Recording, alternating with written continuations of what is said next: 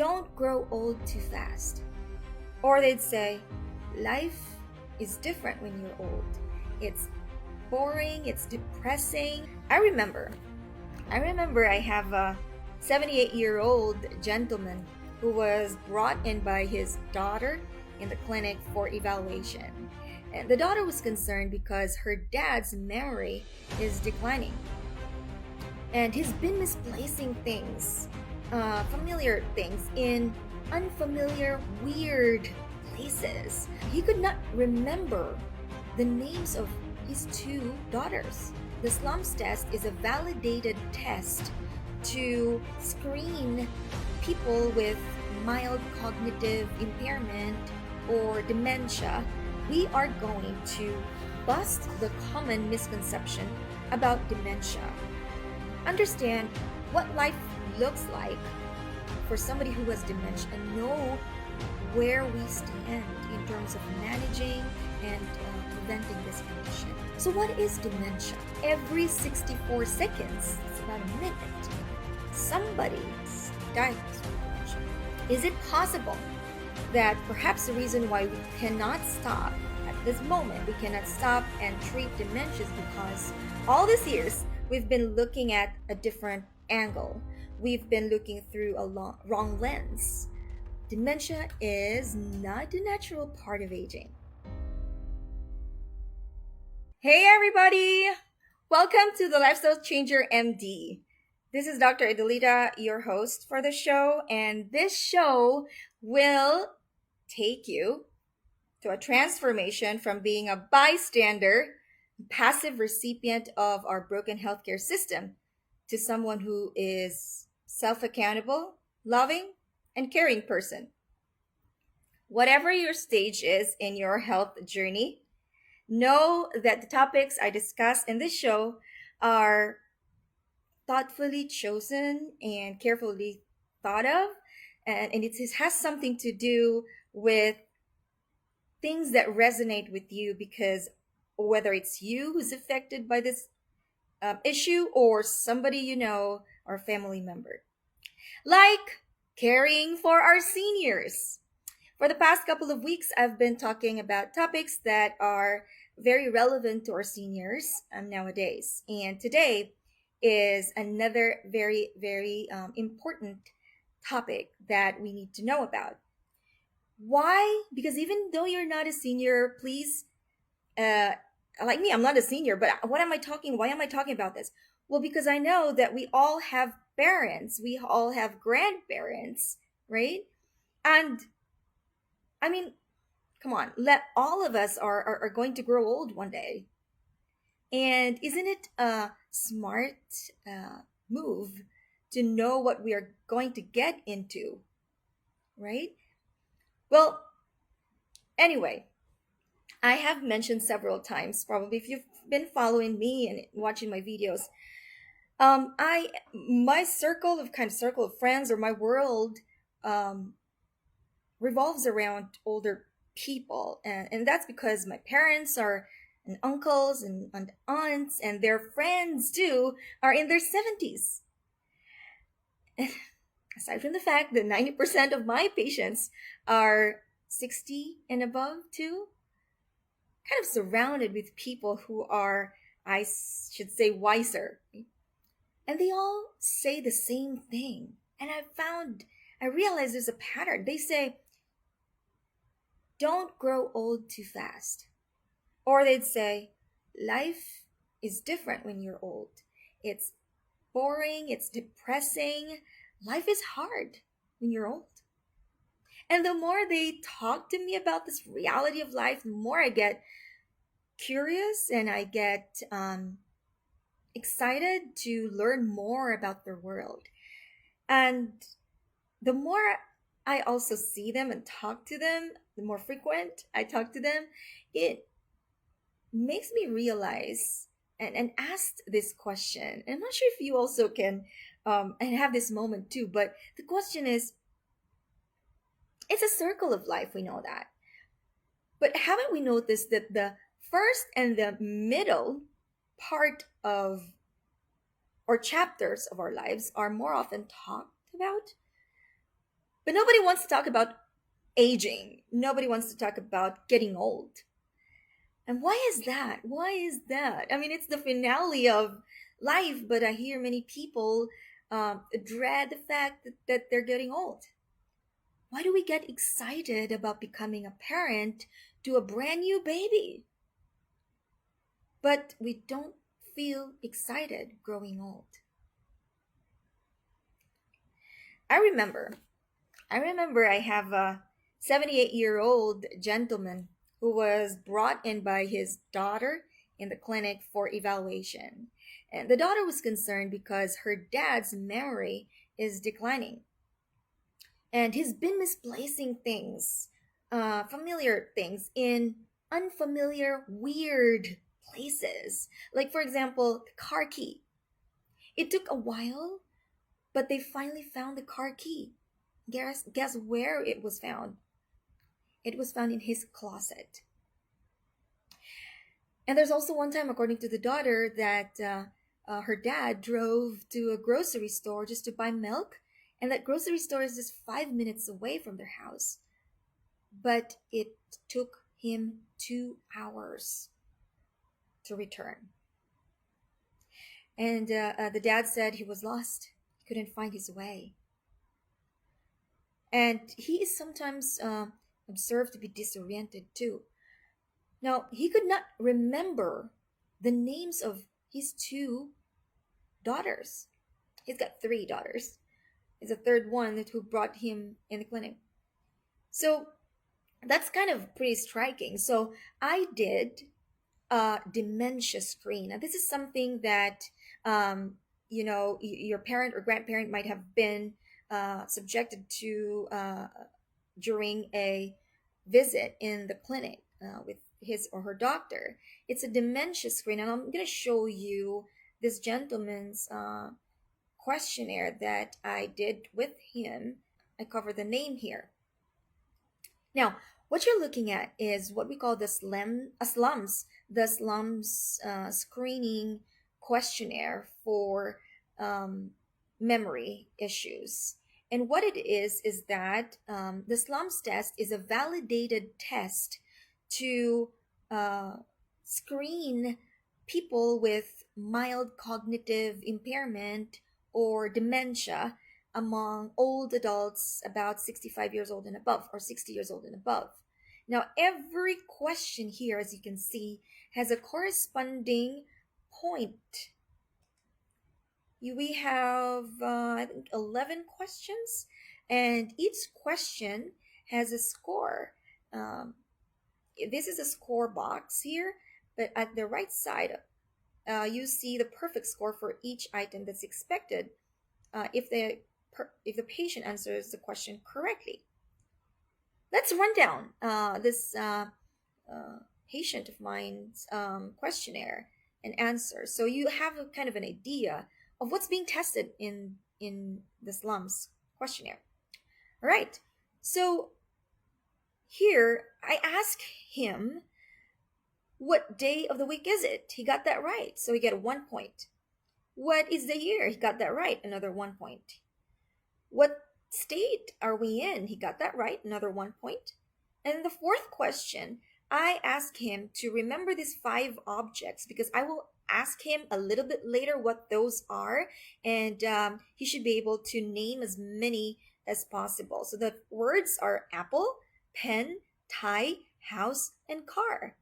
So I told him, hey, Mr. X, I want you to remember these 5 words, okay? And he said yes. Now, moving on to the 5th question, I asked him this simple mathematical calculation. Supposing you have $100 in your pocket and you decided to go to the store and buy a dozen apples for $3, and then a tricycle toy for your grandson for $20. How much did you spend?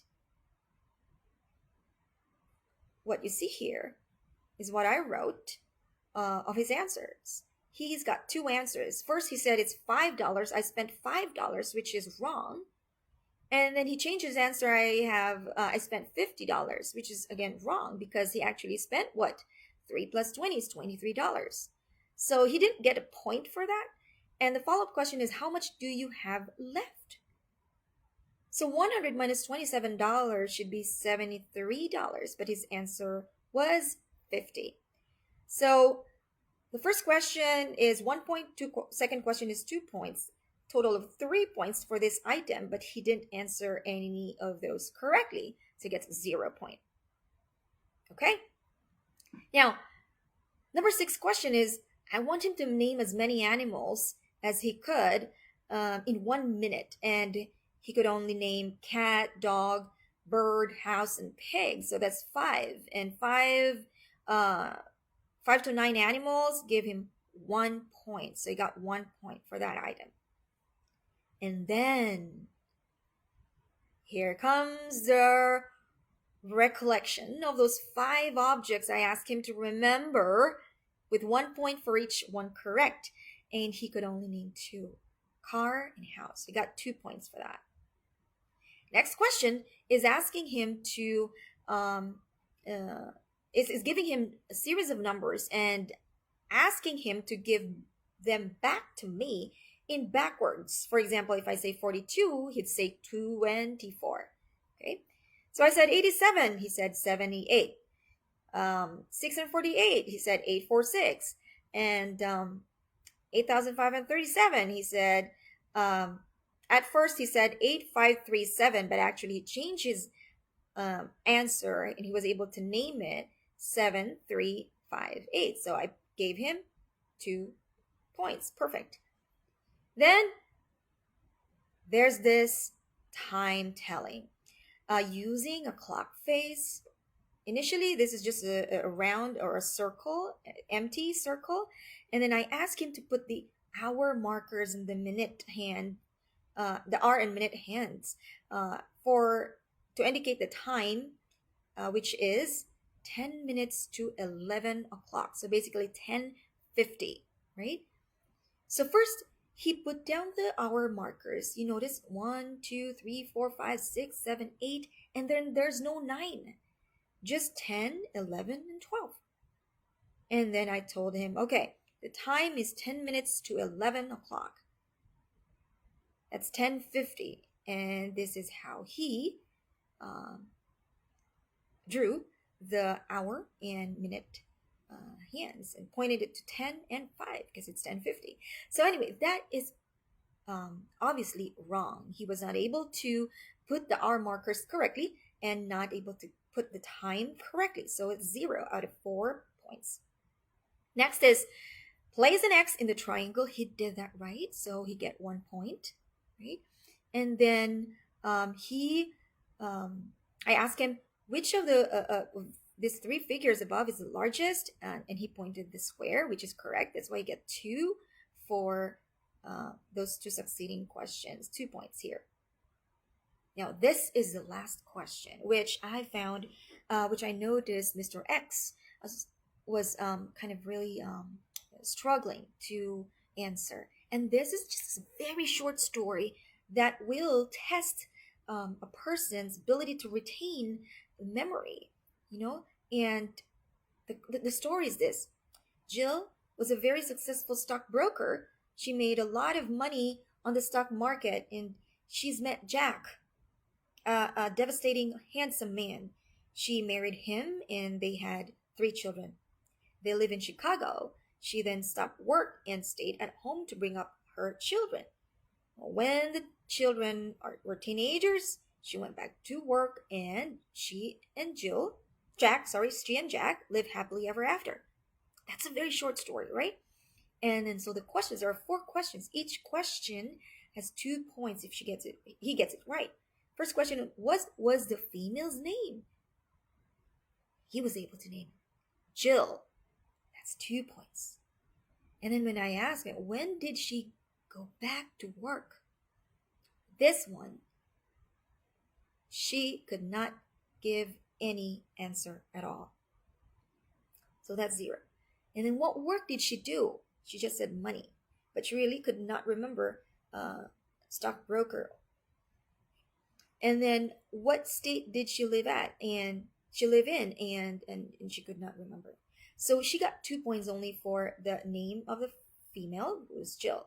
2 out of 8, a total of 12. Now, what does this mean? This means that if you look at here, at the bottom, there's this box that tells us the criteria for saying this person is pass the test normal, or may have some mild neurocognitive disorder or dementia. And bear in mind that you have to know whether this person you're testing has high school education or less than high school education.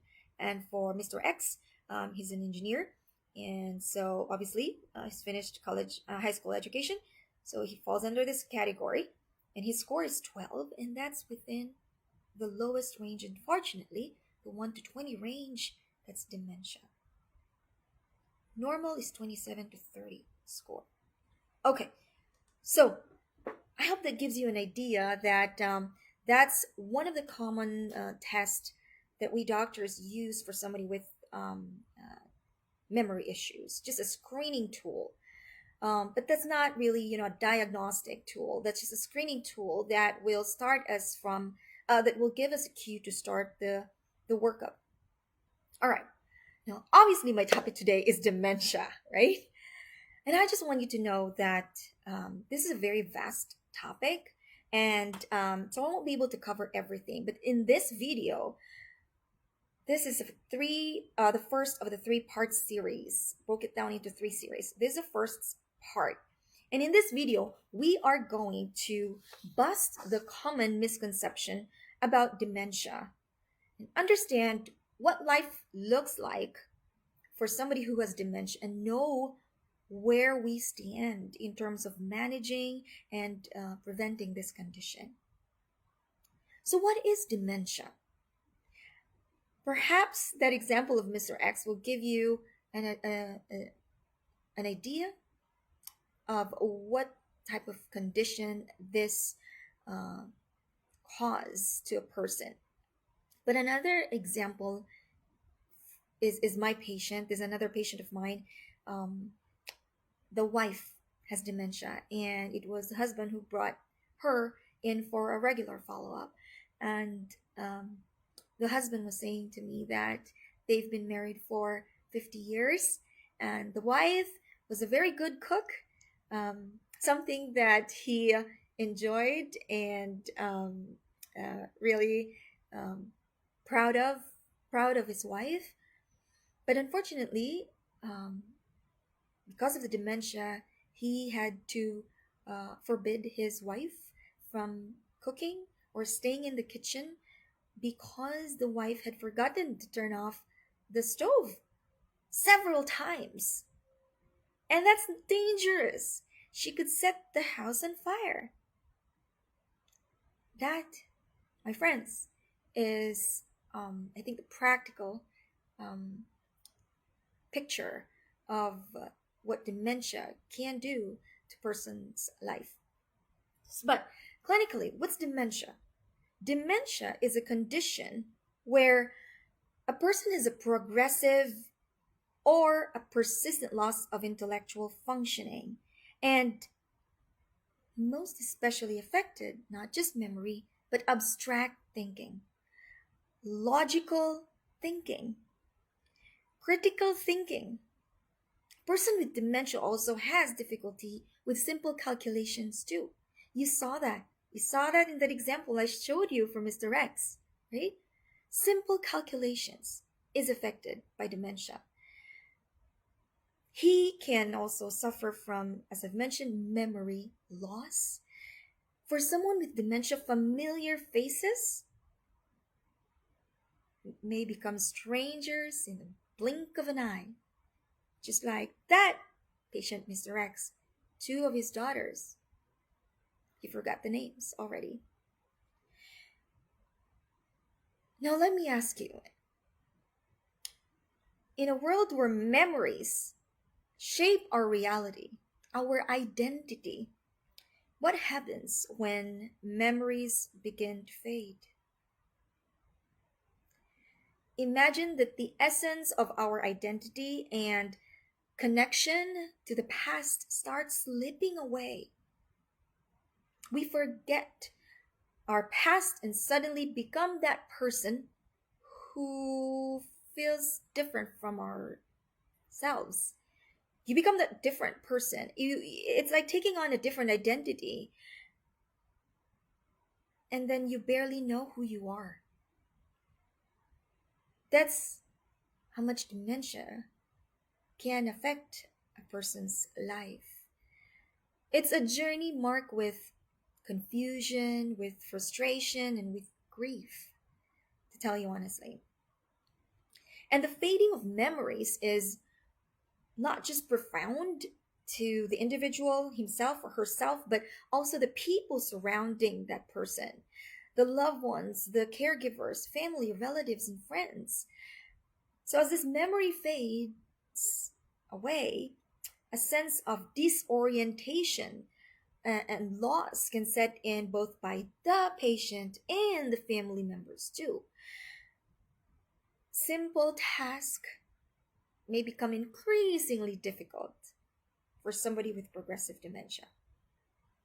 Now, there are different types of dementia, but the most common is Alzheimer's dementia. Alzheimer's dementia is so common that it's rapidly growing, becoming a major epidemic, not just in the United States, but across the globe. To give you a perspective of how common this is, there's over 6.2 million individuals in the United States with dementia. 6.2 million.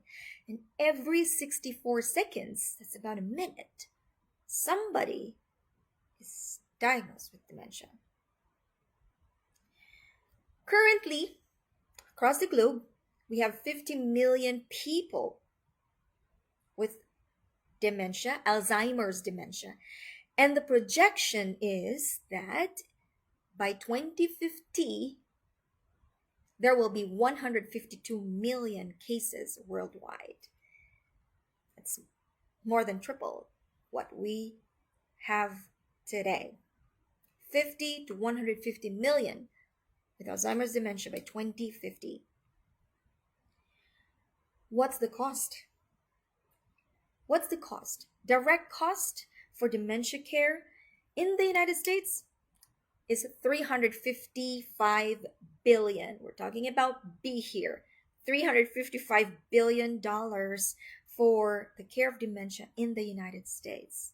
And that's even surpassing the cost of care for the number one killer disease, which is the heart disease.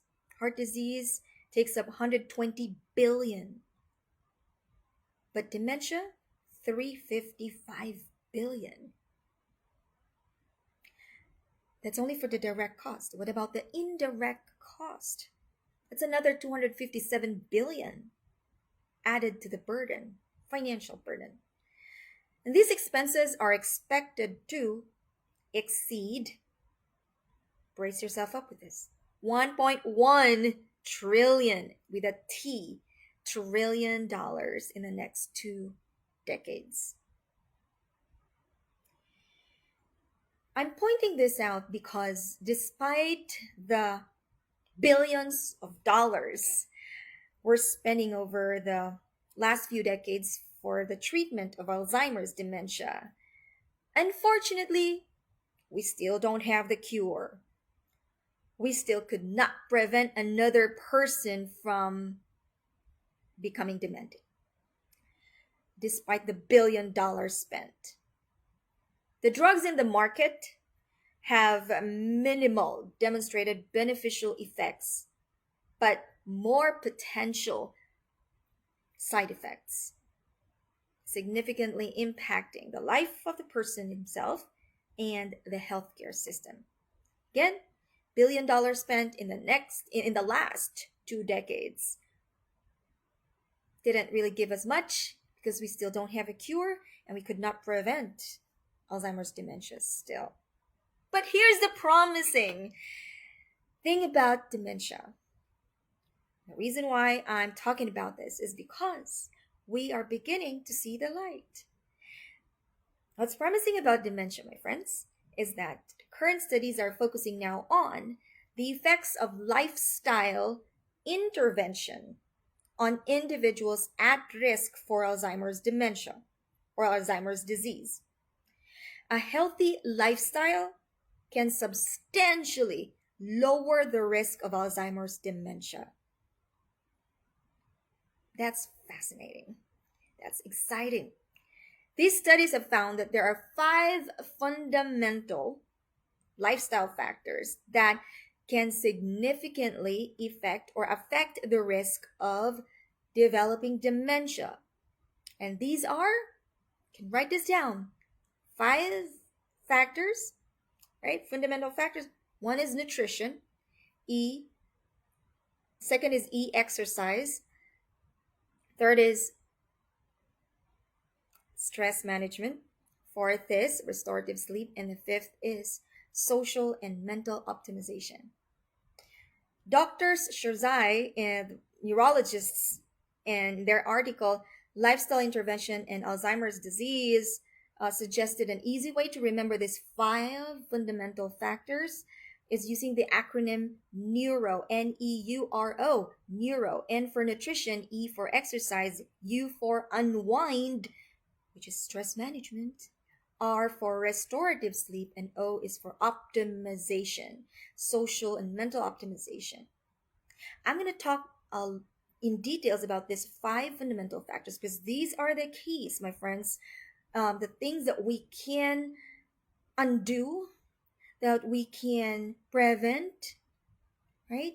So that our risk of falling into that crack and that disease of dementia and Alzheimer's is significantly reduced. This is the light at the end of the tunnel to me. Is it possible that perhaps the reason why we cannot stop at this moment, we cannot stop and treat dementia is because all these years we've been looking at, we were looking through this disease in a different angle. We've been looking through a wrong lens.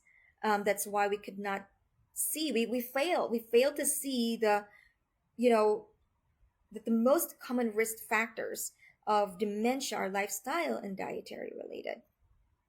Just like any other disease, if we take steps to manage the preventable risk and then reduce our chances of getting dementia, I think we are going to have a better chance at fighting, at stopping people from getting dementia and from suffering from dementia.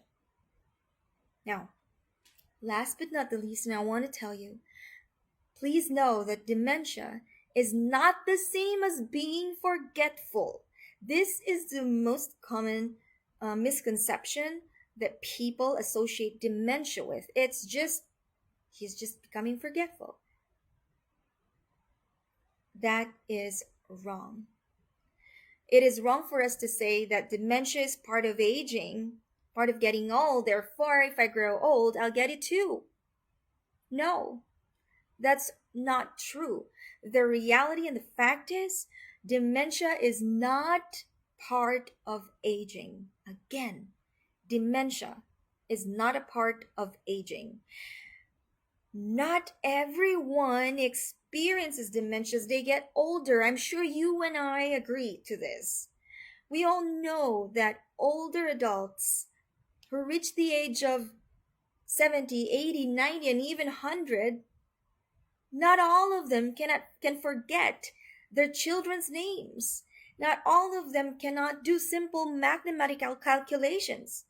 Right? Not all of them. In fact, up until their death, these people, old people, they still know how much money they have. They still can tell you the time.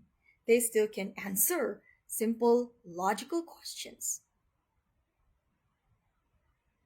So, dementia is not the same as just being forgetful. It is a disease of the brain. And we have to accept so we can do something about it. We know now that although we don't know the exact cause of dementia, but we are certainly able to identify the risk factors of dementia, the underlying medical conditions that a person can have that will increase his chance of dementia. Like, for example, diabetes, like stroke, like persistent, uncontrolled hypertension. We know these things and all the rest, some more medical conditions, are impacting the health of our brain so much that dementia is just the tip of the iceberg. So, again, dementia is not a natural part of aging. It is a condition brought about by a disease. And I think that it's important for us that we have a basic understanding of dementia. Timely diagnosis is very crucial so that we know how to deal with loved one with dementia or suffers from it. Otherwise, frustration and confusion will result in worsening of the condition. So if you know of somebody whose memory is a little bit off and more than what you can expect from his or her age, early diagnosis is very important. Some cause of dementia are correctable, like we look for low vitamin B12 levels, we look for low thyroid hormones. These are correctable causes. So early diagnosis is my point in this video. If you want to, I want to sum it up into two. Number one, dementia is not part of aging, and it's not the same as just being forgetful. More serious than that. Number two, early diagnosis is very, very important. That sums up our first part of this dementia 3-part series. Next week, it's part 2, and I will talk about the simple things that we can do for our loved ones. What can we do in terms of their diet and lifestyle that is evidence-based? We can help decrease our risk for dementia. These are interventional studies, scientific and evidence-based. Now, all of my videos are recorded and available on my website, Facebook group, YouTube channel, and you can also listen to my podcast. We are now airing at Apple Podcast and Spotify. For all the social media platforms, if you want to find us, find me, just type the Lifestyle Changer, one word, MD. The Lifestyle Changer MD. Feel free to replay as often as you want. Don't forget to share. Be the first one to watch our new episodes here in our group, exclusively aired here for our weekly episode. That's in the Facebook group, the Lifestyle Changer MD. It's every Sunday at 8 a.m. Pacific time, or that's 11 p.m. in the Philippines, Sunday also. I'll see you next week for a part 2 of the Dementia Talk series. I'll see you next week. Bye.